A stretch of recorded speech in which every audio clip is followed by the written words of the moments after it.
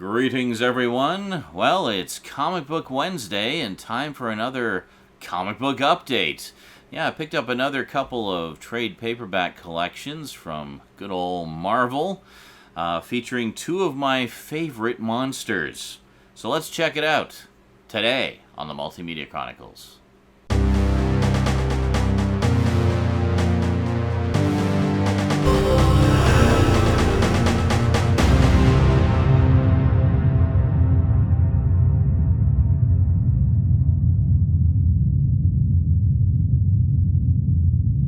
Welcome back. Now, as most of you will know, I've been collecting the Marvel Epic collections of my favorite Green Goliath, the Incredible Hulk, and for the most part, I've been collecting the earlier volumes, the ones of the early days. So I've got the first, 5 volumes of that now, I think?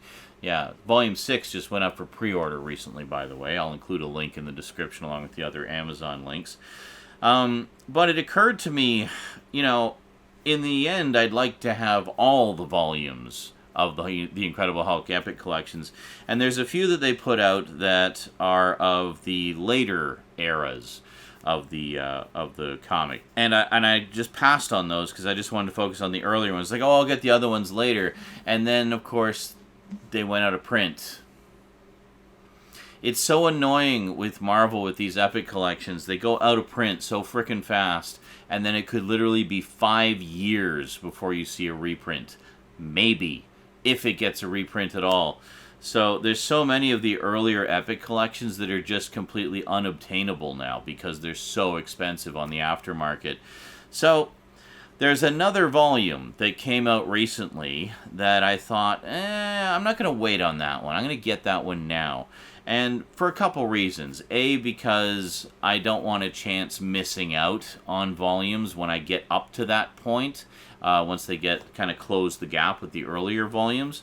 And also because this particular volume contains a good chunk of the issues that I collected in single issue form back in the 80s. So kind of a nostalgically special volume for me. So this one is Volume 14 of The Incredible Hulk, entitled Going Gray. Yeah, so this is a big notable volume because it contains the short-lived but superb run that John Byrne did. John Byrne at the time was quite famous for doing things like Alpha Flight and especially his quite literally epic run on the Fantastic Four. So Marvel was tapping into him for a lot of stuff. He was just one of the superstars at the time. So he got the chance to do the Hulk because the creative team that had been on the series for quite some time was leaving, and they were looking to shake things up a bit. John Byrne had a lot of success with kind of reinventing other heroes, and so they decided to give him the chance to do something with the Hulk. And boy, he only did 6 issues. But what a 6-issue run. It was so fantastic. He took the series in so many different directions and got so many plots on the go that subsequent writers that jumped on after his run had to take several issues just to resolve all the plot threads that he started. And he also did an issue of Marvel Fanfare, which was, let me show you here. Yeah, so he did this issue of Marvel Fanfare, which I also collected back in the day. I still have it in my boxes somewhere. And this issue is all splash pages. So it's a 7th John Byrne Hulk story done entirely with splash pages. It's absolutely beautiful to look at. Just fantastic. So we'll just put up the covers and everything here as we go. So this covers issues 314 through 330. It has Incredible Hulk Annuals 14 and 15, and Marvel Fanfare number 29, which was the all-splash page issue. So I'll just read the back here just while we're looking at the covers, just to give you a summation of the issues that are in this. So Doc Samson has a wild plan to separate Bruce Banner and the Hulk for good. But can Banner survive without his Emerald alter ego? Yeah, it's kind of interesting because those I talking about, the last volume that came out introduced Doc of the early issues. It was the first appearances of Doc Samson. So introduced Doc Samson. So it was pretty cool. For me, when I was originally reading the comics, it was the stories in this book here that were actually my introduction to Doc Samson. I'd never encountered that character before, and I thought he was pretty cool. I really liked him. And can the planet survive a rampaging, bannerless Hulk? As the Avengers battle the Behemoth, a new team of Hulkbusters forms, and Bruce, seemingly free at last, finally finds happiness with Betty Ross. But two halves of a whole can't stay apart forever, and the Hulk that returns is surlier, craftier, and gray. But if this is the Hulk, then who's the long-haired green giant smashing up the American Southwest? And which longtime supporting character will meet their maker? Featuring the complete classic John Byrne run and the status quo smashing setup to Peter David's multi-year epic. Yeah, so a lot of the later volumes of the Marvel Epic Collection actually cover a good chunk of Peter David's run. So it does actually have some of Peter David's earliest Hulk stories in here. And then, of course, everyone knows he took over the series at one point, and his run is considered one of the all-time great runs. So yeah, I'm really hoping that those later volumes do get reprints, so I can add them to the library, because the Hulk is by far my favorite Marvel character. Now, another Marvel character that I really enjoy, and I actually did a video about this character a couple of Halloweens ago, spotlighting the only 2 volumes that were out at the time of stories featuring this particular character. We have the Man-Thing. At long last, literally 5 years after Volume 2 came out, we have Volume 3 of the complete Steve Gerber collection. So this is the last of every single story that Steve Gerber wrote for Man-Thing. Now, just to clear up any confusion, this is not by any means a definitive Man-Thing collection, these 3 volumes. These 3 volumes specifically focus on the early issues that led up to when Steve Gerber took over the character in Adventure into Fear. So what this volume has is the rest of the original series of Man-Thing, as well as some later stories that Steve Gerber came back to write. So it does not, for example, include the 1979 to 1980 series that was done by other writers. There was a short-lived revival series that ran for 11 issues, and Steve Gerber had nothing to do with that one. So this is only the Steve Gerber stuff. So what this has, we'll once again put the covers up as we're talking here. We've got Man-Thing numbers 19 through 22, so the last 4 issues of Man-Thing there. Is that 19, 20, 20? Yeah, 4 issues. We've got Iron Man Annual number 3. Howard the Duck numbers 22 and 23, which actually act as a nice kind of coda to the story that introduced Howard the Duck. Features the return of a lot of the characters from Howard's first appearance story in Adventure into Fear number 19 and Man-Thing number 1. And kind of provides a little epilogue to that, where he gets to meet those characters one more time and kind of resolve any outstanding issues there. And it also includes Infernal Man-Thing numbers 1 to 3, which was actually a mini-series that Steve Gerber was writing, and he passed away before the art was finished, so he never actually got to see it published. But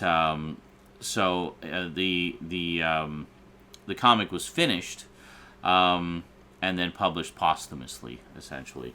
So it includes that. Infernal Man-Thing has had its own collection before, but it's nice to have it in here, kind of in continuity with everything else.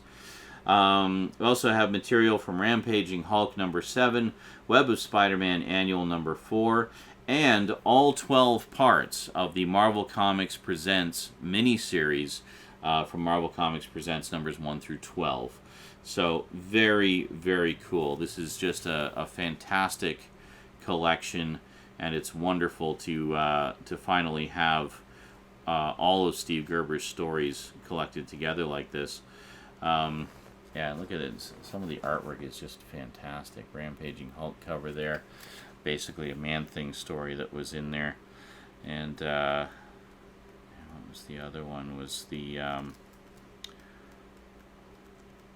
just got to find it here. Hold on a second. It's a fair ways down, I think. Yeah, we have Marvel Comics Presents. And it actually gives you all the covers for Marvel Comics Presents 1 through 12 as well, even if Man-Thing wasn't on the cover. So that's pretty cool. Like, it's very definitively complete.